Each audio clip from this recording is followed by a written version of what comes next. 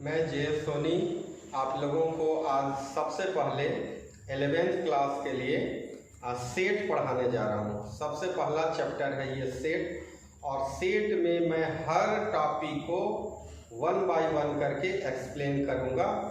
और अगर ये आपको अच्छा वीडियो लगे तो आप मेरे चैनल को ज़रूर सब्सक्राइब कीजिएगा। पहले मैं सेट्स के बारे में बतलाना चाहता हूँ कि आखिर होता क्या है, सेट्स है क्या, व्हाट इज सेट्स। तो सेट्स के बारे में हम लोग जानेंगे। इसका डिफिनेशन है कि a well defined collection of object is called set. वस्तुओं का संग्रह जिसे हम अच्छा तरीका से डिफाइन कर सकें वो सेट कहलाता है। जिसके बारे में हम लोग अच्छा तरीका से बतला सकें, जिसको हम लोग अच्छा तरीका से परिभाषित कर सकें, वह सेट है। A well defined collection of object is called set.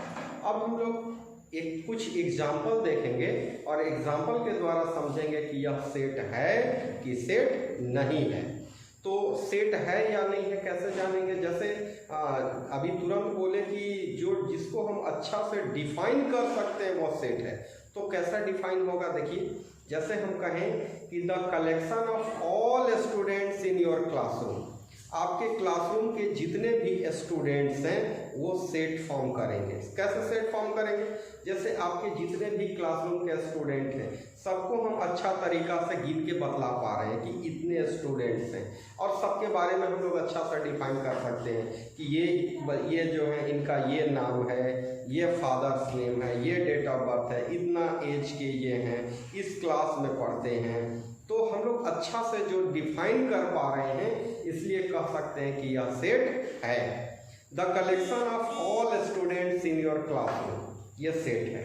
जैसे सेकेंड नंबर में यहाँ मैंने लिखा है, सेट को हम लोग कैपिटल लेटर्स से डिनोट करते हैं। कैपिटल लेटर्स से A B C X Y Z जो भी है हम लोग उससे डिनोट करेंगे।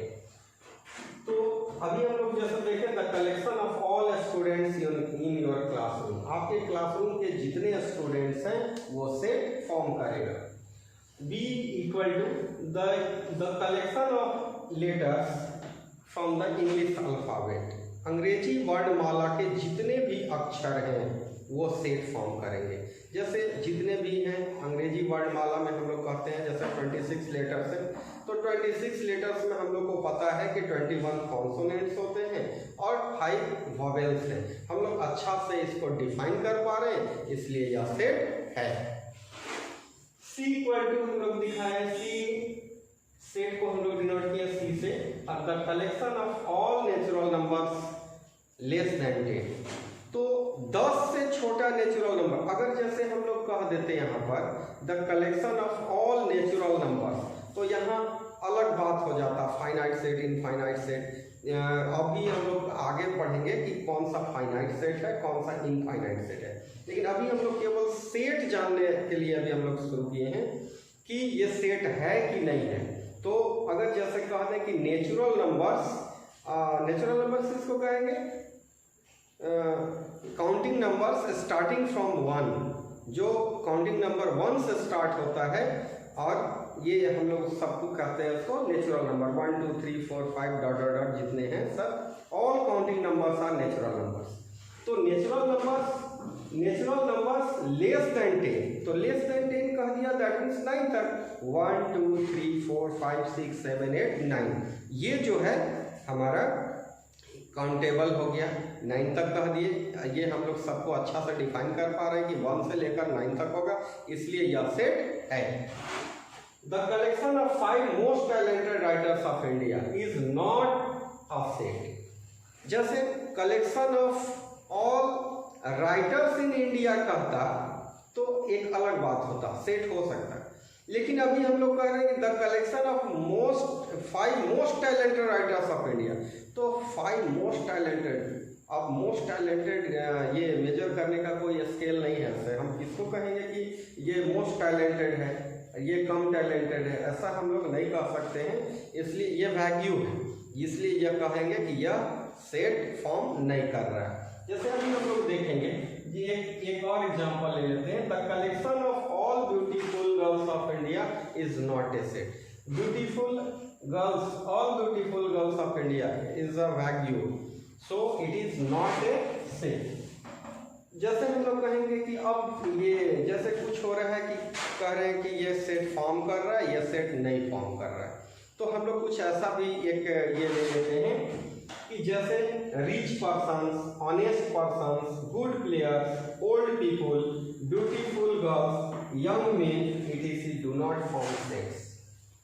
तो ये सेट नहीं करेंगे। जैसे रिच पर्सन, धनी, कितना धनी है, कितना रिच है, नहीं हम लोग एक्सप्लेन कर पा रहे इसलिए ये सेट नहीं है। ऑनेस्ट पर्सन, कितना ऑनेस्ट है, इसलिए हम लोग उसको अच्छा से डिफाइन नहीं कर पा रहे इसलिए ये सेट नहीं है। लेकिन कुछ ऐसे हैं जैसे ब्लाइंड पर्सन्स, डम persons, illiterate persons, retired persons, ये सब सेट फॉर्म करेंगे क्योंकि ये सब का आंकड़ा, ये सब का डेटा रहता है और हम लोग को पता रहता है। जैसे अगर कह दें कि झारखंड का पॉपुलेशन कितना है, तो झारखंड का पॉपुलेशन ये रहता है कि इतना है झारखंड का पॉपुलेशन, ये हम लोग इसको अच्छा से डिफाइन कर पाते हैं इसलिए यह सेट होगा। लेकिन जो डिफाइन नहीं हो पा रहा, जैसे ये रिच पर्सन, हम लोग ऑनेस्ट पर्सन, ये गुड प्लेयर्स, ये डिफाइन नहीं कर पा रहे, लेकिन ब्लाइंड पर्सन, डम person, illiterate person, retired person जो जॉब करते हैं और वो रिटायर्ड होते हैं, उनका सबका डेटा रहता है गवर्नमेंट के पास, तो वो सब जो है ये सेट फॉर्म करेगा। अब हम लोग सेट्स के बारे में अभी समझे कि आखिर सेट होता क्या है। अब हम लोग सेट्स को कैसे डिस्क्राइब करेंगे। There are two types to describing the set. Set को डिस्क्राइब करने का दो तरीका है, एक है रोस्टर फॉर्म जिसको हम लोग टेबुलर फॉर्म भी कहते हैं, और सेकंड है सेट बिल्डर फॉर्म। सबसे पहले रोस्टर फॉर्म के बारे में जानेंगे कि रोस्टर फॉर्म क्या है। In roster form we list all the elements in brackets and separate by commas. Roster form में हम लोग क्या करते हैं कि जितने भी एलिमेंट्स को लिखते हैं वो ब्रैकेट्स में लिखते हैं, दैट मीन्स मिडिल ब्रैकेट में लिखते हैं, एंड सेपरेट बाय कॉमास, और कॉमा के द्वारा उसको हम लोग अलग करते हैं। जैसे a इक्वल टू 2 4 6 8, यहाँ जो हम लोग एलिमेंट्स लिखे हैं उसको कॉमा के द्वारा सेपरेट किए हैं और ब्रैकेट्स में लिखे हैं। AEIOU, हम लोग जो भी एलिमेंट्स लिख रहे हैं वो कॉमा के द्वारा लिख रहे हैं, कॉमा लगा कर लिख रहे हैं और ब्रैकेट्स में लिख रहे हैं। अब हम लोग जानेंगे सेट बिल्डर फॉर्म के बारे में। सेट बिल्डर फॉर्म क्या है? In set builder form we list all the properties of the given set. कोई सेट दिया हुआ है उसके बारे में, उसमें जितने भी प्रॉपर्टीज हैं उस प्रॉपर्टीज को जो हम लोग बतलाएंगे यही कहलाता है set builder form. Set builder form में जैसे कोई रोस्टर फॉर्म में दिया हुआ है उसको हम लोग सेट बिल्डर फॉर्म में कैसे लिखेंगे सो अभी हम लोग देखेंगे। जैसे a इक्वल टू, हमने रोस्टर फॉर्म में देखा था, a इक्वल टू 2 4 6 8, वही एग्जाम्पल ले रहा हूँ, 2 4 6 8, ये रोस्टर फॉर्म में है। लेकिन इसको अगर हम लोग सेट बिल्डर फॉर्म में लिखना चाहें तो कैसे लिखेंगे? x such that x belongs to n, x is even and less than 9। मतलब ये 2 4 6 8 को हम लोग कैसे ये लिख सकते हैं, ये इसका प्रॉपर्टी को लिख सकते हैं कैसे? x such that x belongs to n, x जहाँ की x नेचुरल नंबर है, x इवन नंबर है और लेस देन 10 है। जैसे अगर हम लोग कहते हैं ऐसे, आपसे अगर हम कहें कि आप बताइए, जो हम बोलने जा रहे हैं उसको आप ध्यान से सुनिएगा। जैसे हम कहें कि एक नेचुरल नंबर लीजिए, नेचुरल नंबर लीजिए जो इवन नंबर हो। तो जैसे पहली बार जब मैंने बोला कि इसे आप नेचुरल नंबर लीजिए तो आपके मन में आया होगा कि 1 2 3 4 5 6 7 8 9 10 कुछ भी हो सकता है डॉट। लेकिन जब मैं कह दिया कि x जहाँ की x नेचुरल नंबर है और वो इवन नंबर है, तब आपके मन में आएगा 2 4 6 8 10 12 डॉट डॉट डॉट हो सकता है। लेकिन मैंने कह दिया कि वो 9 से छोटा है तो ये क्लियर हो गया कि 2 4 6 8, ये क्लियर हो गया। तो ये जो है 2 4 6 8, इसको मैंने लिखा, जितने भी इसमें प्रॉपर्टीज है उसको मैंने लिखा x such that x belongs to natural number, x is even and less than 9। ये हमारा सेट बिल्डर फॉर्म में हो गया। अब मैंने लिखा b इक्वल टू AEIOU, ये रोस्टर फॉर्म में है। लेकिन इसको अगर हम लोग लिखना चाहें तो ये नंबर नहीं है कि ऐसे लिखेंगे, तो तो इसको हम लोग लिखेंगे the collection of all vowels from English alphabet. अंग्रेजी वर्णमाला से हमने जितने भी वॉवेल्स हैं वो सबको हमने लिया है। A-E-I-O-U ये रोस्टर फॉर्म में है, लेकिन लिखे जब the collection of all vowels from English alphabet, ये हमारा सेट बिल्डर फॉर्म हो गया। अब हम लोग कुछ टाइप्स ऑफ सेट्स के बारे में जानेंगे। टाइप्स ऑफ सेट्स में सबसे पहले हम लोग ये जानेंगे इम्पटी सेट के बारे में। इम्पटी सेट, इम्पटी खाली समुच्चय, रिक्त समुच्चय। तो इम्पटी सेट कहने से ही पता है कि उसमें कुछ भी ना होगा, मतलब वैसा सेट जिसमें कोई भी एलिमेंट शामिल ना हो। A set which containing no any element is called empty set and it is denoted by phi और ब्लैंक ब्रैकेट। इसको हम लोग फाई से या ब्लैंक ब्रैकेट से लिखते हैं, ब्लैंक ब्रैकेट में लिखते हैं। और इसको हम लोग नल सेट कह सकते हैं, वर्ड सेट कहते हैं। इम्पटी सेट को नल सेट भी कहते हैं और वर्ड सेट भी कह सकते हैं। इस सेट के बारे में हम लोग अभी जाने थे। उसके बाद हम लोग सिंगलटन सेट के बारे में जानेंगे। सिंगलटन सेट क्या है? A set which containing only one element, a set which containing exactly only one element is called singleton set।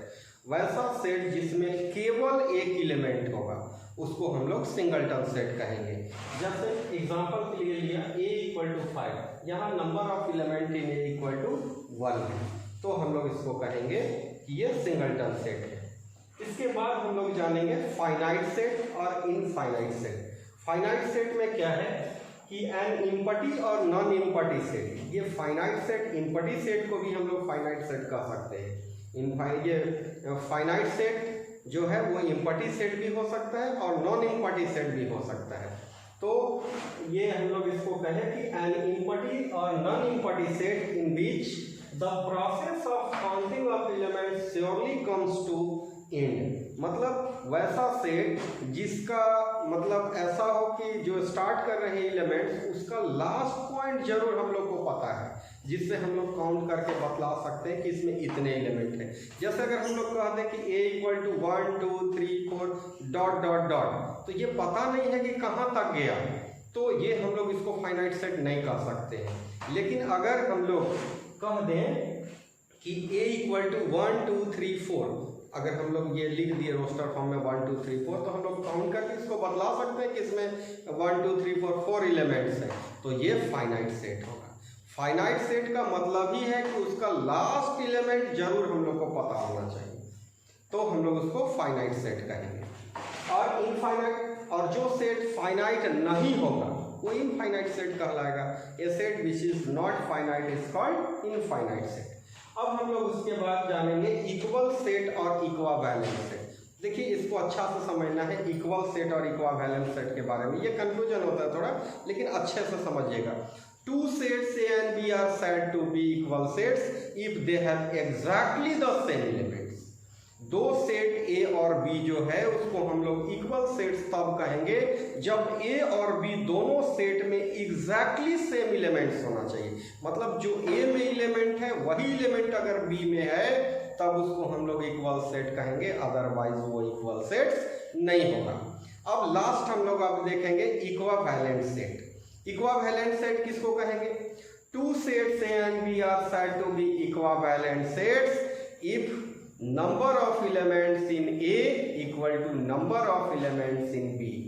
इसमें जरूरत नहीं है कि जो A में एलिमेंट है वही एलिमेंट B में होना चाहिए, ये इक्वल सेट जरूरी नहीं। इक्वावेलेंट सेट में है कि number of element in A equal to number of element in B होना चाहिए। जो A में एलिमेंट की संख्या है वही B में भी एलिमेंट की संख्या होना चाहिए। एलिमेंट क्या है उससे हम लोग को मतलब नहीं है। जैसे A में अगर 1 2 3 लेते हैं और B में अगर हम लोग 2 4 6 ले लेते हैं, तो देखें कि A में भी नंबर ऑफ एलिमेंट्स 3 हैं और B में भी नंबर ऑफ एलिमेंट्स 3 हैं। That means number of elements in A equal to number of elements in B, so A and B are equivalent set. और ये जो है जितने भी इक्वल सेट्स हैं सबको हम लोग इक्वावेलेंट सेट कह सकते हैं। तो हम लोग ऐसे कहेंगे कि every equal sets are equivalent set but every equivalent set are not equal sets. ठीक है। तो आज हम लोग सेट्स के बारे में जाने कि सेट क्या है, सेट का पूरा इंट्रोडक्शन हमने दिया, सेट का पूरा ये डिफिनेशन उसमें दिया, कितने टाइप्स होते हैं, कैसे लिखते हैं। अगला वीडियो में हम लोग क्या करेंगे, अगला वीडियो में जो है एक्सरसाइज का मैं वीडियो दूंगा और वो आप देखकर पूरा एक्सरसाइज को क्लियर कर लेंगे, आपका एक टॉपिक कंप्लीट हो जाएगा। आज जो मैंने क्लास लिया है, अगर आपको अच्छा लगता है तो मेरे वीडियो को जरूर सब्सक्राइब कीजिएगा। धन्यवाद।